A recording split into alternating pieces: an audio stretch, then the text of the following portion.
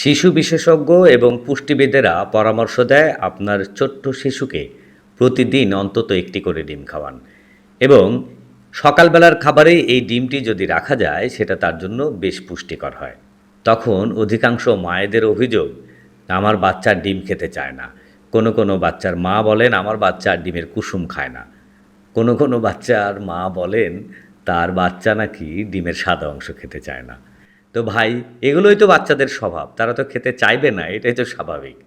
এখন ডিম খাওয়ার চিন্তা মাথায় এলেই যদি আপনার ব্রেনে এই ছবিটা যায় যে একটা ডিম সেদ্ধ করে পুরোটা তার হাতে দিয়ে অথবা তাকে কেটে কেটে পুরোটাই তাকে খাওয়াতে হবে, ব্যাপারটা এইরকম করে দেখার দরকার নেই তো। ডিম অন্য খাবারের সঙ্গে মিশিয়ে দেন, ডিমের কুসুম খায় না, অন্য আরও একটা খাবারের সঙ্গে মিশিয়ে পেস্ট করে দেন, অথবা উপায় বের করেন, বাচ্চা কি খায় সেইভাবে খাওয়ান, বাস, না খাওয়ার তো কিছু নাই।